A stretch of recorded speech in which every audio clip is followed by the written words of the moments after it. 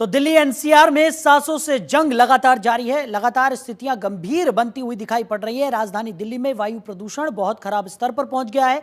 दिल्ली के कई इलाकों में एक्यूआई खराब होने से लोगों की सेहत पर भी उसका बुरा प्रभाव पड़ रहा है। बात करें अलग अलग जगहों की, कर्तव्य पथ की बात करें, दिल्ली एम्स की बात करें, अक्षरधाम की बात करें, तो लगातार एक्यूआई में बढ़ोतरी यहां पर दर्ज की जा रही है, जो कि काफी खराब श्रेणी में पहुंचता हुआ दिखाई पड़ रहा है। लोगों को सांस लेने में खासा परेशानियों का सामना करना पड़ रहा है। सुबह से ही एक धुंध की परत देखने को मिलती है, जो कि प्रदूषण की वजह से है, और लोगों को आंखों में जलन, सांस लेने में तकलीफ जैसी परेशानियों का भी सामना करना पड़ रहा है। इसी पर हमारे सहयोगी अलग अलग जगहों से हमारे साथ जुड़ गए। सबसे पहले रुक करेंगे शिव त्यागी, हमारे सहयोगी हमारे साथ हैं। शिव, क्या स्थिति देखने को मिल रही है? लगातार एक्यूआई में बढ़ोतरी यहां पर दर्ज की जा रही है। गंभीर श्रेणी में कई जगहों का एक्यूआई पहुंच गया है। दिल्ली एनसीआर की बात करें तो कई जगहों पर 400 पार एक्यूआई दर्ज किया गया। वहीं नोएडा के कई इलाकों में तो 540 के पार एक्यूआई पहुंच गया। क्या स्थिति है?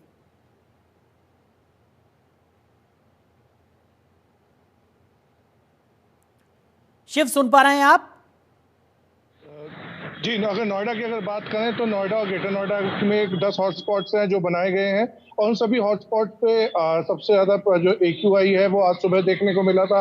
हालांकि गनीमत ये है कि अब एक्यूआई जो लेवल है वो थोड़ा सा डाउन हुआ है, क्योंकि जो हवा का जो रुख है वो थोड़ा सा पहले से तेज हो गया है। तो कहीं ना कहीं सुबह के समय दिल्ली एनसीआर की अगर बात करें तो खासतौर से जो धुएं का जो प्रदूषण का गुब्बार था, यहाँ पे चैम्बर था, उसमें तब्दील हो गया। तो ऐसे में सबसे ज्यादा सुबह के समय स्कूल जाने वाले बच्चे जो हैं उनको सबसे ज्यादा या सीनियर सिटीजन्स को पार्क में जाते हैं या स्टेडियम में जाते हैं सुबह के सैर करने के लिए, उनको सबसे ज्यादा इस समय जो परेशानियों का सामना करना पड़ रहा है। तो वही स्वास्थ्य विभाग की तरफ से भी गाइडलाइंस जारी करी गई है। साफ कहा गया है कि अगर कोई घर से बाहर निकल रहा है तो ऐसे में 3 लेयर्स का जो मास्क आता है उसका इस्तेमाल करें, जिससे कि पॉल्यूशन से बचा जा सके। और कहीं ना कहीं जिस तरीके के हालात है, 400 से ज्यादा एक्यूआई लेवल है, और खासतौर से अगर नोएडा, ग्रेटर नोएडा की बात करें तो इंडस्ट्रीज सबसे ज्यादा यहाँ पे है। करीब 15,000 के आसपास जो है इंडस्ट्रीज यहाँ पे है। तो कहीं ना कहीं प्रदूषण बढ़ाने में एक इंडस्ट्रीज का एक बड़ा हाथ है यहाँ पे।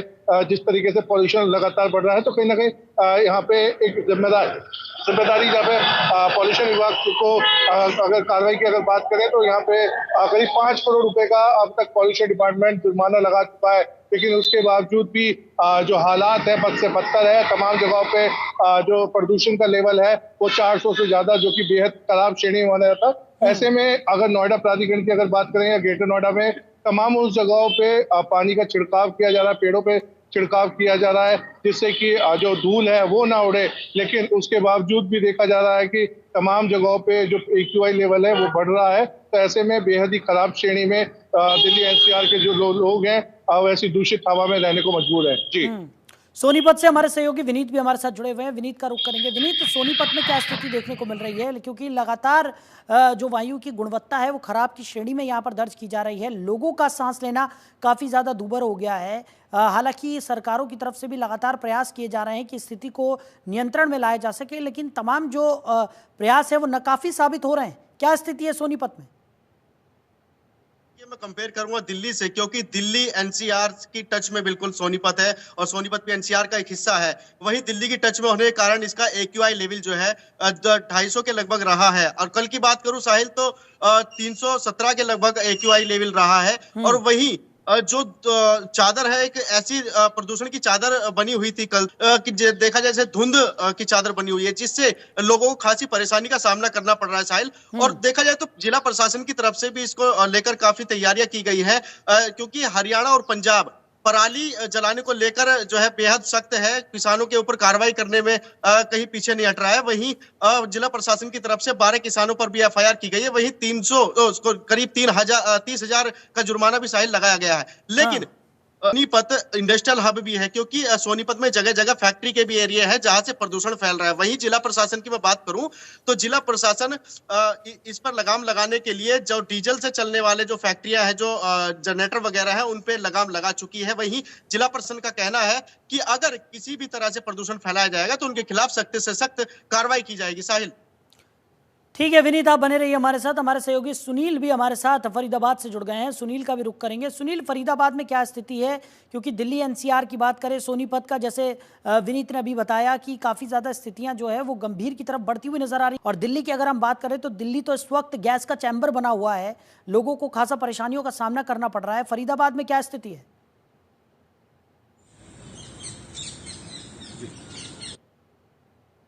विभाग में, जिसमें एक एनआईटी इंडस्ट्रियल एरिया है, उसके अलावा सेक्टर 16 का एरिया है जिसको फरीदाबाद का एरिया माना जाता है, और तीसरा एरिया बल्लभगढ़ जोन का।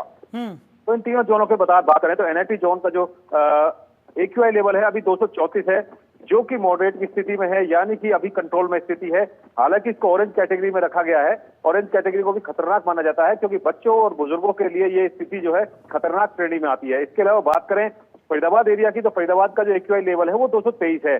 और इसके अलावा बात करें बल्लभगढ़ जोन की, बल्लभगढ़ का जोन का जो है वो येलो कैटेगरी में है और 176 एक्यूआई लेवल अभी प्रदूषण जो नियंत्रण विभाग है, जो उसकी वेबसाइट है, उससे नापा गया है। तो शायद सबसे पहले बात बता दूं कि प्रदूषण नियंत्रण विभाग जो है यहाँ पर काफी मेहनत कर रहा है कि जो तमाम जो अवैध रूप से चलने वाली यूनिट है, जो प्रदूषण फैलाने वाली यूनिट है, उनको ऊपर पूरी तरीके से शिकंजा कस रहा की कोशिश की जा रही है। लेकिन फिर भी कहीं ना कहीं रात बिरात में जो अवैध रूप से चलने हैं वो अपना कहीं ना कहीं काम करती हुई नजर आती हैं, और उन्हीं की वजह से प्रदूषण जो लेवल है फरीदाबाद का पहले के मुकाबले में काफी जो है बढ़ गया है। क्योंकि दिवाली के आसपास 200 के लगभग एक्यूआई था, लेकिन अभी जो है 250 के तकरीबन जो है दोनों जोनों में पहुंच चुका है। इसके अलावा बात करेंगे जिला प्रशासन ने जो एंटी स्मोक गन है, जिनके द्वारा पेड़ों के ऊपर पानी का छिड़काव किया जाता है ताकि धूल मिट्टी के जो कण हैं या सड़कों के ऊपर जो धूल मिट्टी जो पड़ी हुई है वो दबी रहे, उनकी वजह से धूल या धूल मिट्टी के कण जो है हवा में ना आए या गाड़ियों के चलने से ना आए।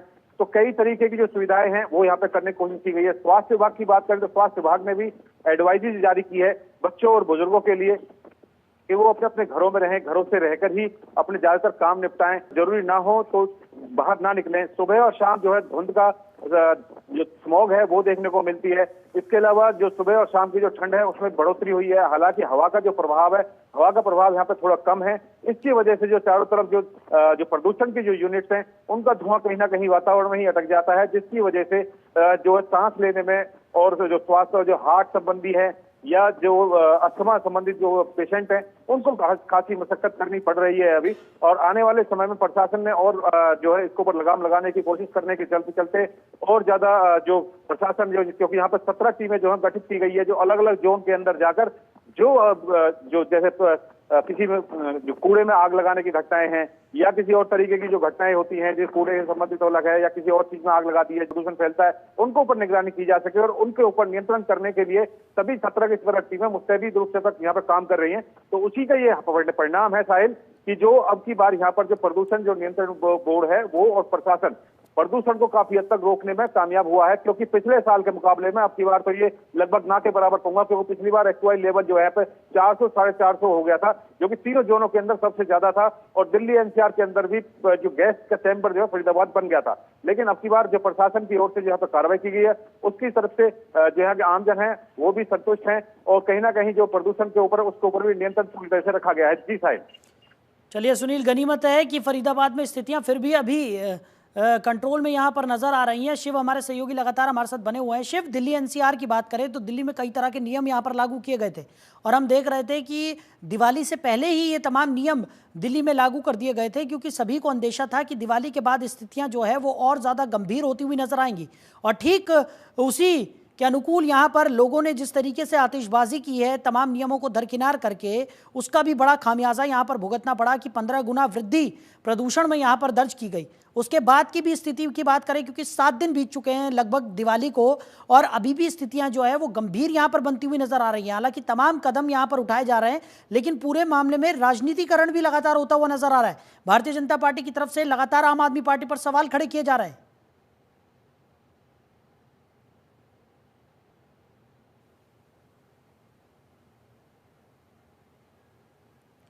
शिव, मेरी आवाज आप तक पहुंच रही है? तो शिव से हमारा संपर्क यहां पर टूट गया है, उनसे दोबारा जुड़ने की हम कोशिश करेंगे। विनीत हमारे सहयोगी लगातार हमारे साथ बने हुए हैं। विनीत, जिस तरीके से स्थितियां हैं, क्योंकि अभी अगर बात की जाए दिल्ली एनसीआर से कंपैरिजन आपने किया था, दिल्ली एनसीआर इस वक्त गैस का चैम्बर बना हुआ है। अगर सोनीपत की बात करें तो अभी स्थितियां फिर भी नियंत्रण में हैं अगर दिल्ली एनसीआर से कंपैरेटिवली देखा जाए, और स्थितियों को नियंत्रण में रखने के लिए सरकार की तरफ से भी पुरजोर कोशिश यहां पर की जा रही है, कोई भी कमी यहां पर नहीं छोड़ी जा रही है। लेकिन फिर भी अगर बात करें और स्थितियों को ऐसे ही नियंत्रण में नहीं रखा जाता है, तमाम व्यापक कदम यहां पर नहीं उठाए जाते हैं, तो वो दिन दूर नहीं है कि जब सोनीपत में भी स्थितियां गंभीर यहां पर पहुंच जाएगी और बुजुर्गों और बच्चों पर सबसे ज्यादा प्रभाव इस प्रदूषण का पड़ता हुआ नजर आ रहा है।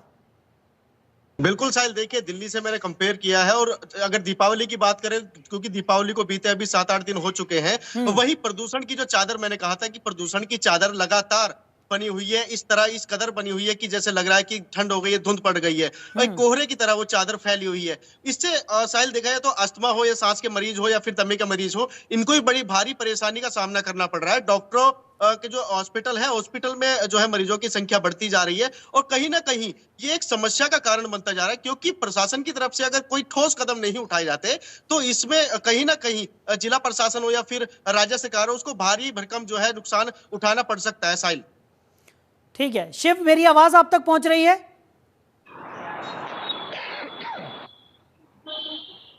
शिव, सुन पा रहे हैं आप मुझे?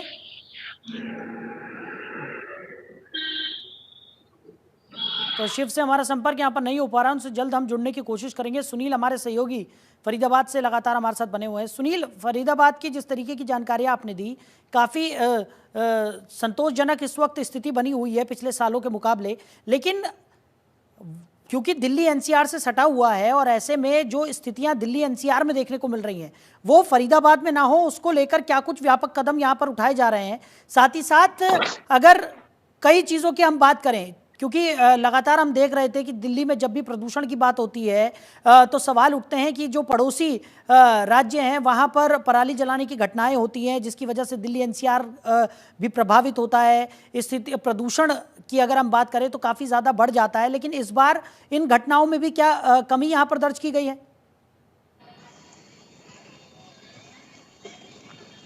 कि जो घटनाएं थी पिछले साल तक फरीदाबाद के अंदर भी काफी ज्यादा थी, और पिछले साल का जो एक्यूआई लेवल था 400-450 से ऊपर था। तो यहाँ पर जो है पब्लिक के लिए बहुत दुभर वाली कहानी थी कि प्रदूषण जो है उनके लिए बिल्कुल जी का जंजाल बन गया था। लेकिन अब की बार जो है जिला प्रशासन की ओर से पूरी तरीके से कमर कस ली गई थी। सभी जो किसान है, जो किसान एरिया है यहाँ पर, उस देहात एरिया के अंदर भी अलग अलग टीमें भेजी गई थी। सभी किसानों को जागरूक भी किया गया था कि पराली ना जलाएं, सरकार इसके लिए मुआवजे का भी प्रावधान कर चुकी है, आपको मुआवजा मिलेगा, पराली की तरफ से को ना करें। तो इसकी वजह से अब की बार जो है पराली जलाने का जो सिस्टम था यहाँ पे बिल्कुल बहुत ही बेहद कम नजर आया, जिसकी वजह से फरीदाबाद का जो एक्यूआई लेवल है, प्रदूषण का लेवल है, मैं कहूँ बिल्कुल कम नजर आया। कम तो नहीं है, क्योंकि अस्पतालों की बात करें तो अस्पतालों में जो है प्रदूषण से ये जो बच्चे हैं और बुजुर्ग हैं वो पीड़ित होकर यहाँ पर कहीं ना कहीं अस्पतालों में हैं और अस्पतालों में भर्ती हो रहे हैं। जिला अस्पताल की बात करें, जिला सिविल अस्पताल की बात करें या निजी अस्पतालों की बात करें, तो वहाँ पे मौसम बदलने और प्रदूषण का लेवल बढ़ने से जो बच्चे हैं और बुजुर्ग हैं उनके ऊपर खासा प्रभाव पड़ रहा है। हालांकि यंगस्टर्स जो है इसमें जो है प्रदूषण की मार से भी बचे हुए हैं, लेकिन उनको भी हिदायत ये दी जाती है कि अपने जो बेहद जरूरी काम है उनको निपटाने के लिए आप जो है जी साहिब। ठीक है शिव, मेरी आवाज आप तक पहुंच रही है? जी शिव, जिस तरीके से दिल्ली एनसीआर में इस वक्त स्थिति बनी हुई है, काफी गंभीर श्रेणी में कई जगहों का एक्यूआई दर्ज किया जा रहा है, लोगों को खासा परेशानियों का सामना करना पड़ रहा है, लेकिन इस पूरे मामले में राजनीतिकरण भी होता हुआ लगातार दिखाई पड़ रहा है। भारतीय जनता पार्टी लगातार आम आदमी पार्टी पर सवाल उठा रही है और लगातार ये कहा जा रहा है कि दिल्ली सरकार ने वो तमाम व्यापक कदम यहां पर नहीं उठाए जिसका खामियाजा अब दिल्ली वासियों को, एनसीआर वासियों को भुगतना पड़ रहा है। दिवाली के आसपास का समय होता है तो ऐसे में जो पॉल्यूशन है वो खास तौर से दिल्ली एनसीआर की अगर बात करें तो यहाँ पे एक्यूआई लेवल अपने आप बढ़ना शुरू हो जाता है। हर साल दिल्ली सरकार हो या केंद्र सरकार हो, तमाम तरह के आरोप प्रत्यारोप एक दूसरे के ऊपर लगाते हैं। अब जैसे ही जो मौसम है वो ठंडा होगा, जो सर्दियां शुरू होंगी, तो कहीं ना कहीं जो एक्यूआई है वो कम हो जाएगा। उसके बाद जो तमाम बातें हैं, दावे हैं, पॉल्यूशन को कम करने के लिए जो नियम है वो सब कम हो जाएंगे। लेकिन 2 महीने के लिए तमाम जो सरकारें हैं वो व्यापक कदम उठाने की बात करती हैं। बीजेपी की अगर बात करें तो आम आदमी पार्टी के ऊपर आरोप लगाती है कि उनके द्वारा कोई कदम नहीं उठाया जा रहा। अभी थोड़ी देर पहले जो है बीजेपी के जो प्रवक्ता थे उनकी तरफ से तमाम जगहों पे जाके जहाँ से यहाँ पे एंटी स्मोक गन लगाई गई है या पॉल्यूशन को रोकने के लिए तमाम मशीनें लगाई गई हैं, उन सभी जगहों पे जा रहे हैं और वो बंद नजर आ रही है। वही दूसरी तरफ आम आदमी पार्टी कह रही है कि तमाम उन जगहों पे खासतौर से जहाँ पे AQI लेवल जो बढ़ा हुआ है, जो उनके द्वारा हॉटस्पॉट घोषित किए गए, उन सभी जगहों पे काम किया जा रहा है। तमाम जो ग्रेप्स के नियम है उनको जो है पालन कराने के लिए कार्य किया जा रहा है। पॉल्यूशन कंट्रोल बोर्ड से भी बातचीत की जा रही है। तो ऐसे में कहीं ना कहीं आरोप प्रत्यारोप एक दूसरे के ऊपर लगाए जा रहे हैं। अब जैसे ही जो मौसम है वो ठंडा होगा, उसके बाद से ये सभी जो वादे हैं, दावे हैं, ये सब ठंडे पत्ते में चले जाएंगे। अच्छा शिव, सिर्फ वायु प्रदूषण की ही मार दिल्ली NCR नहीं झेल रहा है, बल्कि अगर यमुना की बात करें तो यमुना का पानी भी काफी दूषित यहाँ पर नजर आ रहा है। झाग की मोटी मोटी परतें हम यमुना के ऊपर तैरते हुए देख रहे हैं और स्थितियां जो हैं वो लगातार जस की तस बनी हुई हैं। देखिए, यमुना को लेकर हर साल एक बड़ा बजट पास होता है और उस बजट को जो है यमुना का स्वच्छ करने के लिए खास तौर से उत्तर प्रदेश से होते हुए दिल्ली की तरफ जब यमुना आती है तो ऐसे में उसको लेके साफ सफाई के लिए और जो ये झाग खास तौर से यमुना के दिखाए हमारे चैनल के माध्यम से भी दर्शकों ने देखे, तो उसमें साफ देखा जाता है कि छठ आने से पहले उसको साफ सफाई के तमाम वादे किए जाते हैं, तमाम फाइलें खुलती है, लेकिन उसके बाद वो फाइलें ऐसी की ऐसी बंद हो जाती है।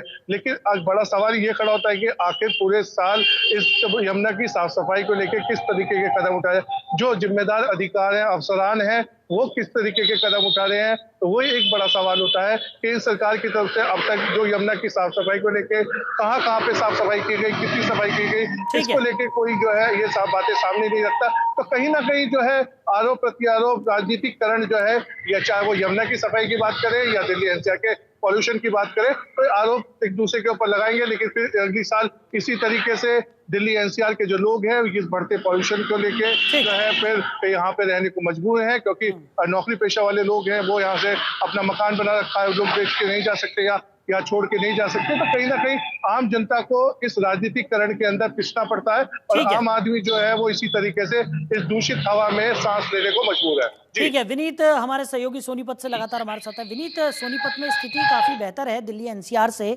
लेकिन उस स्थिति को मेंटेन करना भी प्रशासन की जिम्मेदारी यहाँ पर बन जाती है और प्रशासन की जिम्मेदारी इसलिए भी ज़्यादा बढ़ती हुई नजर आ रही है क्योंकि अगर बात करें कि दिल्ली NCR की आबो हवा लगातार खराब हो रही है, उसका असर सोनीपत पर ना पड़े, वहाँ पर स्थितियाँ सामान्य रहें, लोगों को खासा परेशानियों का सामना न करना पड़े, उसको लेकर तमाम व्यापक कदम यहाँ पर उठाए जा रहे होंगे। क्या उन कदमों को और ज्यादा कड़ा करने का प्रशासन का कोई इरादा नजर आ रहा है या किस तरीके के कदम वहां पर उठाए जा रहे हैं इस वक्त? मैंने बताया था कि क्योंकि पंजाब और हरियाणा खेती के लिए जाना जाता है और यहाँ खेती को चुस्त दुरुस्त करने के लिए पराली का बड़ा उपयोग किया जाता है और पराली ना फूके किसान, इसके लिए काफी ठोस कदम उठाए गए प्रशासन की तरफ। मैंने बताया कि 12 FIR की गई जिन पे 30,000 का जुर्माना किसानों पर भी लगाया गया है। वहीं अगर अग्रिम आदेश की बात करूं, सुप्रीम कोर्ट की नई गाइडलाइंस के अनुसार दोगुना जो है जुर्माना उनको भरना पड़ेगा। इसके चलते बहुत कम केसेस अब सामने आ रहे हैं। वहीं 52 केसेस पराली के यहाँ देखे, ठीक है, जिसमें से केवल 12 केस साहिल से ही मिले थे। लेकिन यह है कि जिला प्रशासन जो है अब की बार कहीं ना कहीं ठोस कदम उठाता नजर आ रहा है, क्योंकि जो इंडस्ट्रियल हब है, जहां मैंने बताया कि इंडस्ट्रियल हब में जितने डीजल से चल रहे जो मशीनें थी फैक्ट्री की, उनको बंद करा दिया गया है ताकि वायु प्रदूषण को दुरुस्त रखा जा सके। साहिल, चलिए विनीत, हमारे साथ जुड़ने के लिए, इन तमाम जानकारियों के लिए आपका बहुत शुक्रिया। फरीदाबाद से हमारे सहयोगी सुनील हमारे साथ थे। सुनील, आपका भी बहुत शुक्रिया। शिव त्यागी हमारे सहयोगी दिल्ली NCR से हमारे साथ जुड़े हुए थे। शिव, आपका भी बहुत शुक्रिया तमाम जानकारियों के लिए। तो दिल्ली NCR में वायु प्रदूषण सबसे बदतर कंडीशन में इस वक्त है। खराब वायु प्रदूषण से लोगों को सांस लेना भी मुश्किल होता हुआ यहाँ पर नजर आ रहा है और जिन लोगों को सांस और फेफड़े संबंधित समस्याएं हैं उनका जीना तो इस वक्त बेहद मुश्किल दिखाई पड़ रहा है। लगातार दावे किए जा रहे हैं, लगातार कदम उठाने की बात यहाँ पर की जा रही है, लेकिन सबसे ज्यादा खामियाजा आम जनमानस को ही भुगतना पड़ रहा है।